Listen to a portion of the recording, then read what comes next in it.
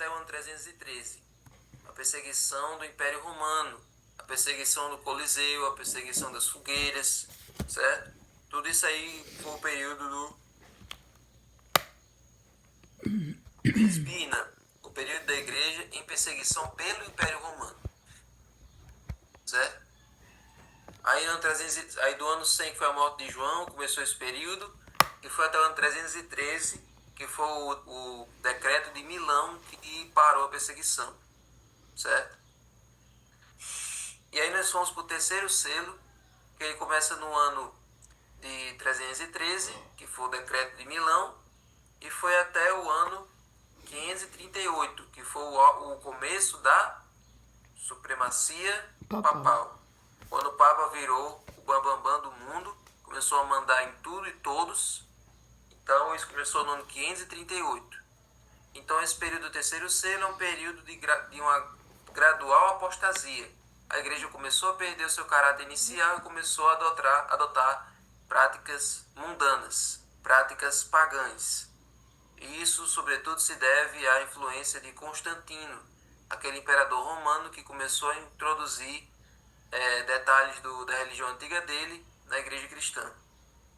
E aí depois a igreja começou a inserir várias práticas erradas. Por exemplo, no ano 321, Constantino colocou a adoração, fez um decreto para se adorar a Deus no domingo. No ano 364, o Concílio de Laodiceia ordenou a guarda do domingo para toda a igreja cristã. No ano 370 começou o culto aos santos, certo? No ano 400 começou a oração pelos mortos. E no ano 530 começou a doutrina do purgatório, que você fica ali no meio termo. Se você não foi suficientemente bom para ir para o céu e nem suficientemente mal para ir para o inferno, você fica ali e alguém tem que pagar para você subir. Se ninguém pagar o suficiente, você desce. Então não tem necessidade de Jesus aí. Jesus fica de escanteio, Jesus é só mais um santo, certo? Que é adorado só porque foi um homem bom, mas que não é nosso Salvador e não é o único que nos leva para o céu. Então esse aí foi o terceiro selo. E esses aí foram os enganos que entraram na igreja nesse período. Agora nós vamos para o quarto selo. Hoje nós vamos estudar o quarto, o quinto, o sexto e o sétimo selo. Mas vamos ficar tranquilos que vai dar certo. Olhei e eis um cavalo amarelo, e o seu cavaleiro, sendo este chamado Morte, e o inferno o estava seguindo. E foi-lhes dada autoridade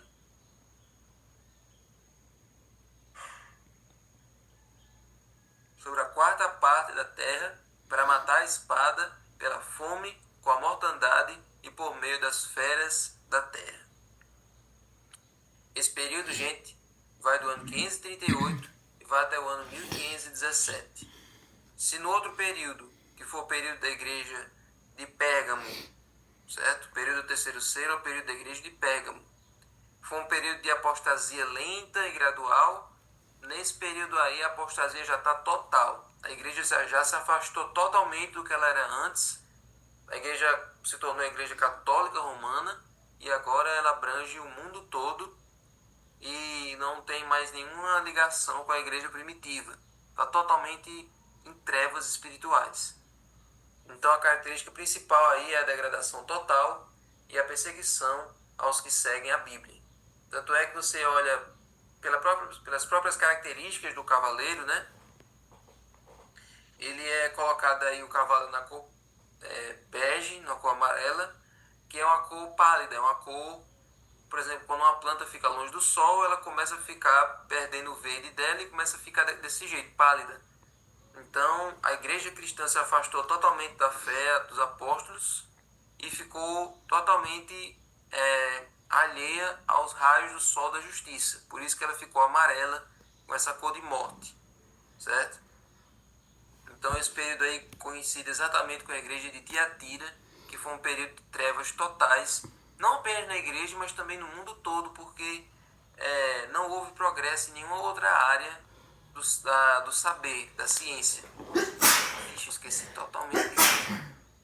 Recording in progress. Então, o quarto selo representa isso. Um período de escuridão total, religiosa, mental bíblica. Não houve avanço tecnológico no mundo, certo? Nesse período aí. Isso é a principal consequência de se tirar a Bíblia da mão das pessoas. Vocês lembram que eu contei a vocês no estudo das 7 igrejas que nesse período a Bíblia não era um item que se tinha na casa das pessoas. As Bíblias eram queimadas e só quem tinha elas eram os mosteiros, eram os líderes, os clérigos, os cardeais, e as Bíblias eram acorrentadas e eles faziam vários livros para que eles pudessem, assim, dessa maneira, controlar a fé das pessoas. E o que mais que aconteceu no quarto selo? Foi instituído o Dia dos Mortos, no ano 998, que hoje nós celebramos, nós não, o mundo celebra aí, o mundo lembra aí da data do Dia de Finados. Então aí instituiu-se o Dia dos Mortos. No ano 1184 foi instituída a Inquisição, que é o tribunal para julgar os hereges. Toda pessoa que fosse contra a Igreja Católica Romana agora era perseguida pelo Tribunal da Inquisição. Lembre-se que existem, toda vez que a gente estuda as 7 igrejas e os 7 selos, todo esse período aí tem 2 perseguições. E eu peço, pelo amor de Deus, vocês não confundam essas 2. A primeira que foi na igreja de Esmirna, quem for perseguidor e quem for perseguido. Quem perseguiu foi o Império Romano. O Império Romano, os imperadores, os Césares, perseguindo os cristãos no geral. Agora, nesse período aí do quarto selo, nesse período aí da igreja de Tiatira, quem persegue não é mais o Império Romano, o Império Romano já passou. Agora é a Igreja Romana. Agora é a Igreja Católica Romana perseguindo quem era contra ela. Tá entendendo? Então agora é um poder político e religioso. Quando era o Império Romano era só um poder político, mas agora é um poder político e religioso, certo? Então, gente, a Inquisição foi esse tribunal que foi inventado para julgar e condenar os hereges. Em 1190 começou a venda das indulgências, que era um documento que você assinava, você pagava para que seus pecados fossem perdoados e também para que a alma de alguém que estivesse no purgatório fosse para o céu. E aí você podia comprar antecipado. Por exemplo, se você quisesse pecar agora de noite, hoje de noite, 7h30, você já colocava o horário lá, vou pecar hoje 7h30, então eu já estou pedindo perdão para eu poder pecar em paz. Aí, 1216, instituída a confissão auricular. O que é auricular? De ouvido. É você ficar de um lado da paredinha, o padre ficar do outro lado da paredinha e você contar toda a sua vida para ele como se ele tivesse o poder de salvar você. Então foi instituída a confissão auricular não só aos padres, mas também aos todos os líderes religiosos da Igreja Católica, principalmente o Papa. Em 1229 foi proibida a leitura da Bíblia. A Bíblia é um livro perigoso, não é para vocês lerem não. Deixa que a gente lê e interpreta para vocês. Em 1563 foi instituído no Concílio de Trento que a tradição é acima da Bíblia. A Bíblia é um livro ultrapassado, que vale agora é a tradição da igreja. O que a igreja mandar e desmandar é mais importante do que a Bíblia diz. Olha o nível de cegueira, olha o nível de escuridão que a igreja ficou. Quem tiver ouvindo a voz de Deus em casa, o estudo ouvindo a voz de Deus, lá atrás tem um apêndice, uma folha, que tem todas essas mudanças. Todas essas mudanças, desde o comecinho até o final, até mais ou menos os dias de hoje, todas as mudanças que a Igreja Católica foi colocando ao longo da história. Certo? Só que Deus manteve o seu povo existindo durante todo esse tempo aí. Existiram os valdenses, existiram os albigenses, existiram os huguenotes, que eram os fiéis que ainda se mantinham firmes na leitura da Bíblia, no estudo da Bíblia, e eles ficaram morando nas montanhas, nas locas de pedra, passando todo o seu conhecimento para os seus filhos. Então, mesmo durante forte perseguição, quem era do lado de Deus foi protegido por Deus. Assim como vai acontecer, assim como aconteceu no passado, também vai acontecer no futuro, comigo e com você, que vamos passar por perseguição, mas os anjos de Deus vão nos guardar. Amém. Amém? Então, gente, esse período foi até 1517. O que aconteceu em 1517? Começou a Reforma Protestante. Começou ali o movimento de Lutero e dos outros reformadores para trazer de volta a verdade para a mão das pessoas, certo? Então foi um período bastante conturbado, de 1538 até 1517, mas em 1517 começou agora a batalha contra esse sistema corrompido. E aí nós vamos para o quinto selo. O quinto selo está em Apocalipse 6:9, que diz assim: quando ele abriu o quinto selo, vi debaixo do altar as almas daqueles que tinham sido mortos por causa da palavra de Deus e por causa do testemunho que sustentavam. Clamaram em grande voz, dizendo: até quando, ó soberano Senhor, santo e verdadeiro, não julgas e nem vingas o nosso nome, o nosso sangue dos que habitam sobre a terra? Então a cada um deles foi dada uma vestidura branca, e lhes disseram que repousasse ainda por pouco tempo, até que também se completasse o número dos seus conservos e seus irmãos que iam ser mortos, e como igualmente eles foram. Esse período, gente, é do ano de 1517 até 1798. João está vendo aí as almas dos santos mártires no altar, requisitando a Deus vingança pelo sangue derramado. Agora que vale uma boa explicação. Essa visão que ele tem dos santos mártires não deve ser compreendida de forma literal, certo? Não é literal isso aí. A Bíblia não está apoiando que existam almas penadas diante desse altar lá no céu, clamando. Isso é uma linguagem figurativa. Olha, por exemplo, aqui, essa é uma linguagem usando as figuras do santuário. Olha, no santuário da terra, no santuário terrestre, tinha um altar de holocausto. Nesse altar de holocausto eram oferecidos os animais, os cordeiros, os novilhos e assim por diante. Quando o animal era sacrificado, o sacrifício era queimado e o sangue era derramado na base do altar. Então, nessa profecia aí, gente, o sangue dos mártires, eles clamam simbolicamente a Deus. Como assim simbolicamente? Quer ver um exemplo? Em Gênesis 4:10, quando Caim mata Abel, Deus diz a Caim o seguinte, em Gênesis 4:10, Deus diz assim,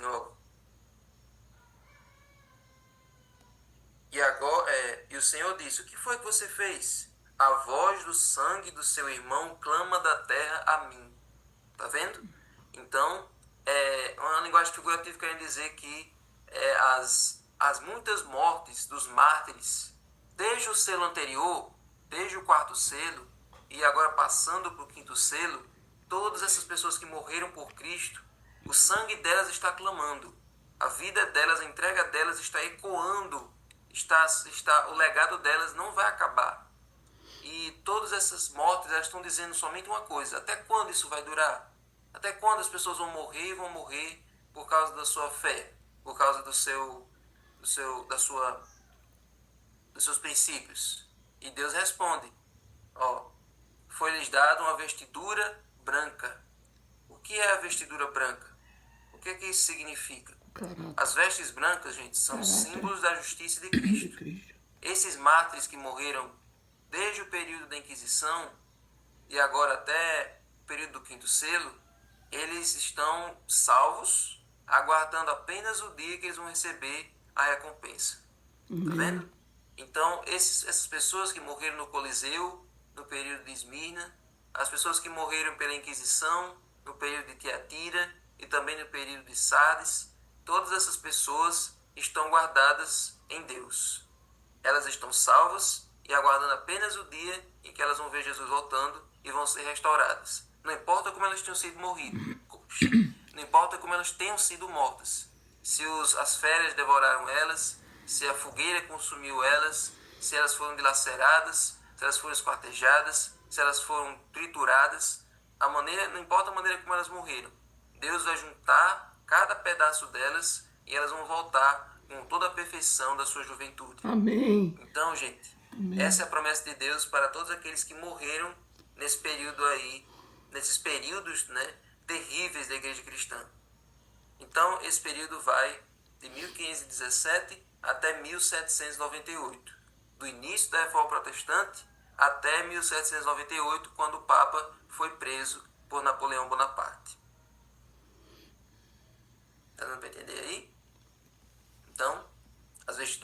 brancas simbolizam a dignidade que a justiça de Cristo lhes atribui. Ou seja, eles não morreram em vão. Essas pessoas não morreram porque Deus é mau, porque o capricho de Deus manda, que Deus gosta de matar os seus próprios servos. Não. Então, é uma premiação. A salvação é um prêmio para todos aqueles que vivem e morrem por Jesus. Não tem prêmio maior, não tem uma honra melhor do que essa, do que ter a sua salvação garantida. Embora tenham ganho a vitória em Cristo, deveriam descansar na tumba um pouco de tempo, até que Jesus venha e lhes dê a recompensa. Certo? Então esse é o período da igreja de Sardes. Agora, passada a perseguição, depois que o Papa foi preso, acabou-se a perseguição, agora começamos aí o período do sexto selo. Esse período do sexto selo, olha o que o texto diz. Vi quando o cordeiro abriu o sexto selo, e sobreveio grande terremoto. O sol se tornou negro como saco de crina, a lua toda como sangue, as estrelas do céu caíram pela terra, como a figueira, quando abalada por vento forte, deixa cair os seus figos verdes.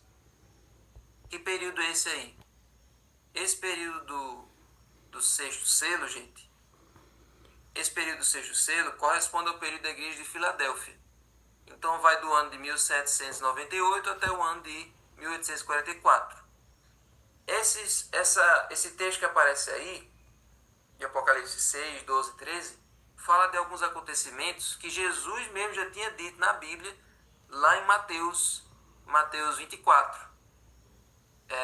Jesus disse assim: o sol escurecerá, a lua não dará sua claridade, e as estrelas cairão do firmamento. Quando foi que isso aconteceu? Olha aí, Mateus 24, 29. Jesus dizendo: os poderes dos céus serão abalados. Então, o que é que significa isso? Quando é que isso ocorreu? Quando foi que o sol ficou escuro? Quando foi que aconteceu esse terremoto? Vamos entender.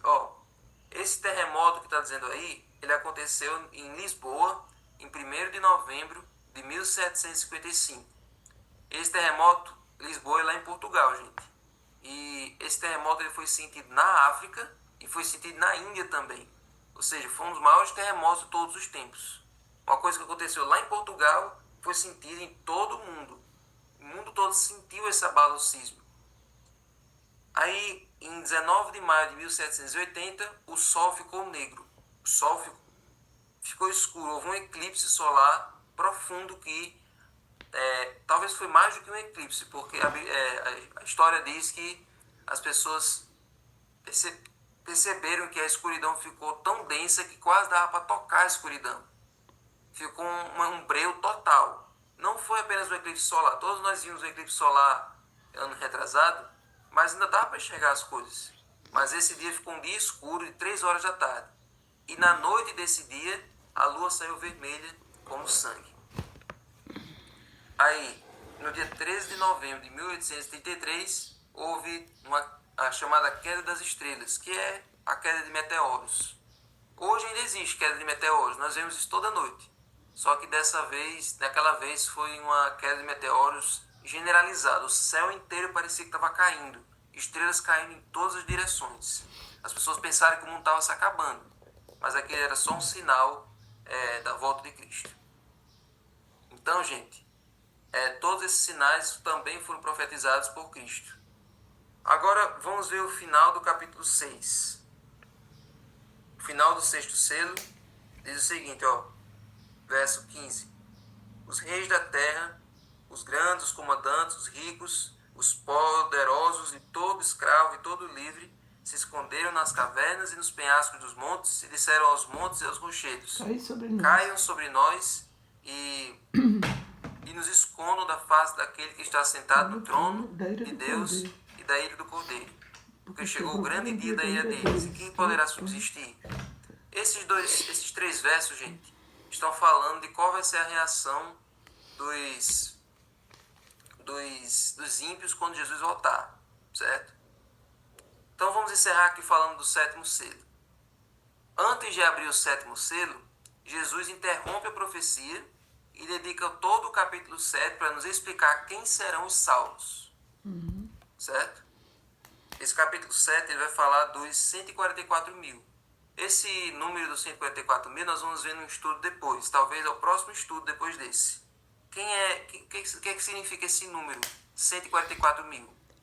Mas a única coisa que dá pra gente adiantar, gente, é o que está no capítulo 7, verso 2 e 3, que diz assim: Vi outro anjo que subia do nascente do sol, tendo o selo do Deus vivo, e clamou em grande voz aos 4 anjos, aqueles aos quais fora dado fazer dano à terra e ao mar, dizendo: Não danifiqueis nem a terra, nem o mar, nem as árvores, até selarmos na fronte os servos do nosso Deus.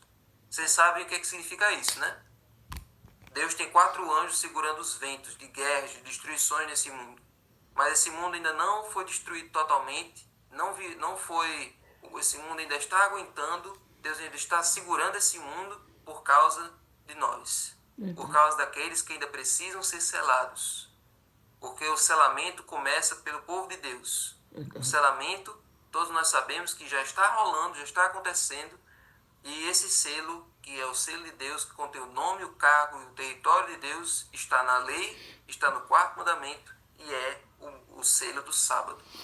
Todos aqueles que dedicam o 7º dia para Deus estão sendo selados. E é por isso que esse mundo não acabou ainda, é por isso que Deus está segurando os ventos, é por isso que Deus está ainda guardando esse mundo de destruição pior, por causa dos servos de Deus que ainda estão sendo selados. Então, esse é o povo que vai ser salvo. É o povo que já está sendo guardado por Deus. Amém. Agora vamos para o 7º selo. Capítulo 8, verso 1, que diz assim: Quando o cordeiro abriu o 7º selo, houve silêncio no céu por cerca de meia hora. Por que houve um silêncio no céu e por que foi por meia hora? Vamos lá. Ó, verso Mateus 25, 31. Quando vier o Filho do Homem na sua majestade e todos os anjos com ele, então se assentará no trono da sua glória. Lembre-se, o céu não fica em silêncio, porque todos os dias, em todos os momentos, tem anjos e seres viventes louvando a Deus continuamente. Mas no dia da volta de Jesus, Jesus vai vir com todos os anjos que existem. Todos os anjos que tem lá no céu, que estão lá adorando ele perpetuamente, não vão ter o que fazer lá, porque já que Jesus vai descer, então todos os milhões e trilhões e quatrilhões e nonilhões de anjos vão descer junto com Jesus. Amém. Então é por isso que o céu vai ficar em silêncio. Porque não vai ter mais ninguém lá para louvar. Todos eles vão descer junto com Jesus. O céu vai se encher. O céu vai se encher de anjos.